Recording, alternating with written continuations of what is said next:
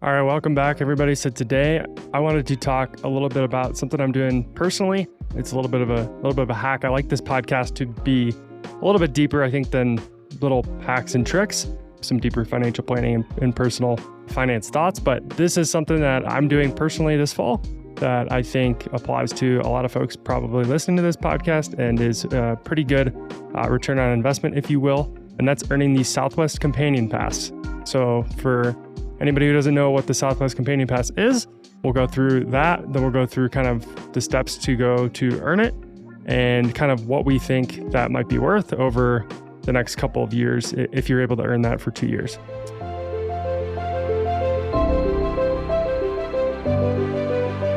So let's get into it. So the Southwest Companion Pass, obviously, if you don't fly Southwest or you're not in a good area of Southwest, this episode probably isn't for you. But for those that Southwest is certainly an option or are in those good areas, I'm in Colorado Springs now, so Southwest is really good out of Denver.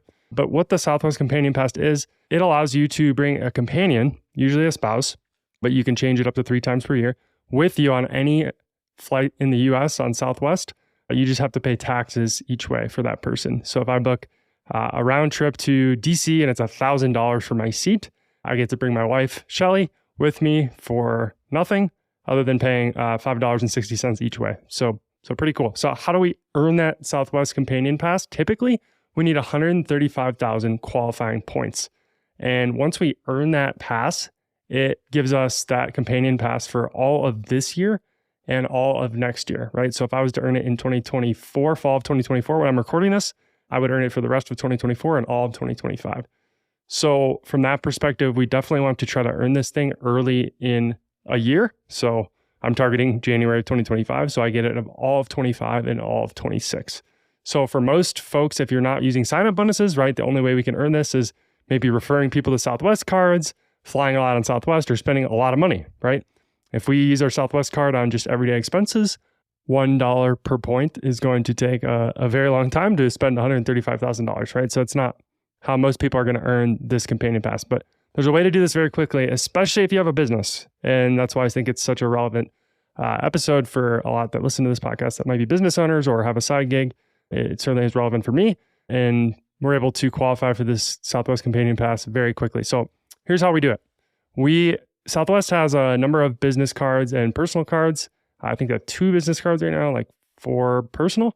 Their top business card is the Southwest Rapid Rewards Performance Business Card. And right now, in fall of 2024, if you open that card, you have an 80,000 point bonus if you spend $5,000 in your first 3 months. Okay. So that would be step 1. Obviously, in a perfect world, we have a business that we can spend that much over 3 months. Honestly, you can go look this up on Reddit. The credit card companies don't really care if you have a real LLC or like a real operating business. A lot of them, I've seen people get approved saying they just have a side hobby gig. Maybe they're doing stuff in their garage. That's a sole proprietorship. It isn't necessarily like a big operating business like you might think of. The credit card companies don't care. They want you to sign up for their credit cards because on average, they make money off of people when they don't pay off their balances. The IRS also doesn't really care if you have a business. They don't, as long as you're not writing off illegitimate expenses. Come tax time, if you got a business credit card and you spent it on Amazon, that had nothing to do with any business operations, as long as we're not taking those expenses and going and claiming them on our taxes, the IRS doesn't really care that we, got 80,000 points out of Southwest. So just a little caveat there, even if you don't have like a really big bona fide business, you may still be able to do this. We do that. We're able to spend $5,000 in 3 months. I think it's key to make sure that we can actually spend that money and we have those expenses. The personal card, we can apply for that at this very same time. We can apply for that a little bit later. I'm just going to wait a bit because I'm recording this in early November.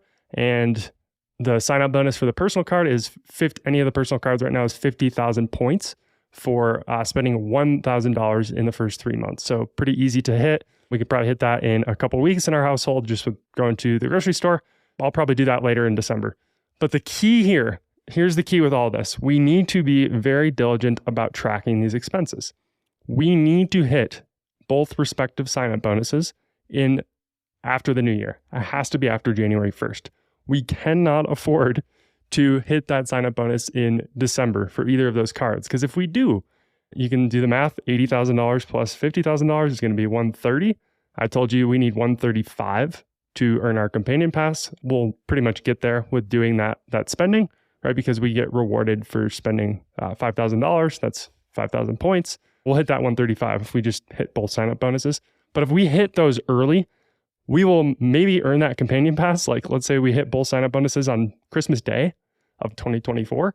We will earn that companion pass for the rest of 24, so about 5 days, and then all of 25. So we would have pretty much wasted a whole year of the companion pass just because we weren't diligent about tracking exactly what our balance was on those cards. So super key to pay attention to what you're spending, maybe have a spreadsheet.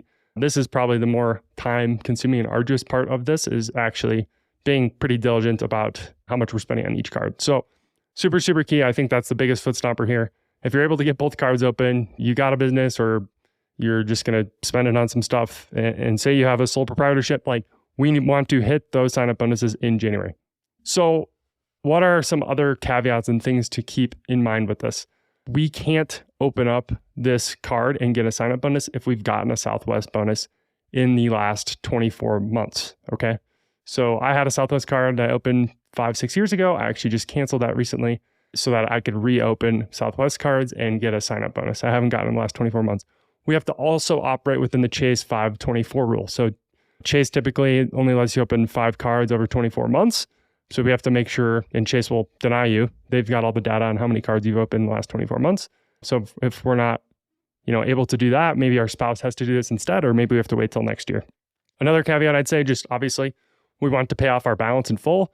We don't want to carry debt. I hate encouraging credit cards that might put people in debt. That's not the goal here, right? I'm assuming the audience listening to this podcast is responsible people that make more than they spend in a month and pay all their debts in full every month. We're not going to carry credit card debt from month to month. That is certainly, throw away all of this. That will hurt you much more than getting a companion pass will help you. Okay, so let's assume that we get both cards open. We hit the sign-up bonus perfectly on January 1st. Awesome. Now we have that companion pass for all of 2025, all of 2026, 2 full years. Let's look at what that might be worth. You might be asking, this is just some credit card stuff. Like, what is this really worth? Well, the answer is, depending on how much you travel, could be a lot. If you don't travel, this obviously isn't worth very much. If you don't fly with Southwest at all, or you hate Southwest, this wouldn't be worth very much.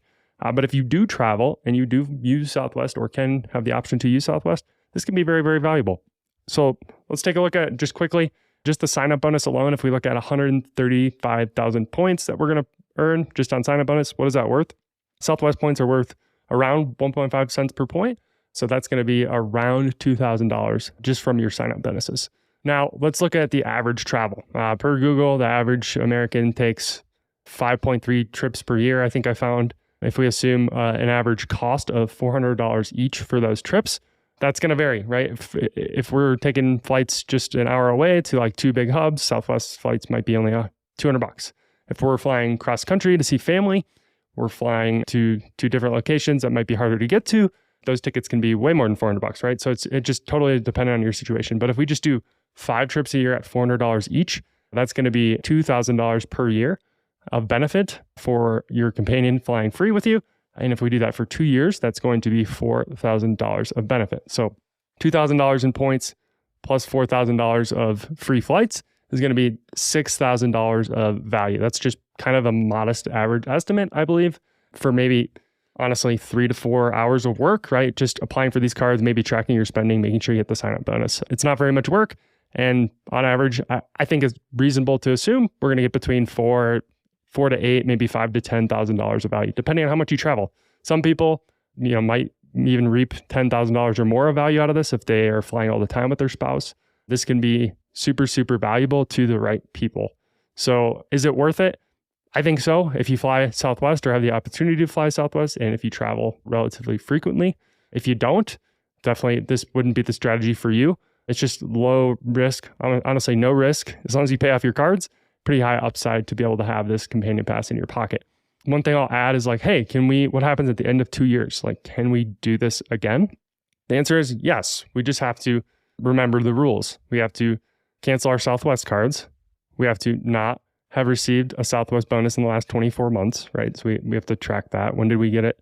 January 1st. Okay. We have to keep track of that. And then we have to operate within the Chase 524 rule. I can't go open these Southwest cards and then keep opening a bunch of Chase cards over the next 24 months. That's not going to work very well. So we have to remember those things. A lot of people, if you look on Reddit, they'll say their spouse.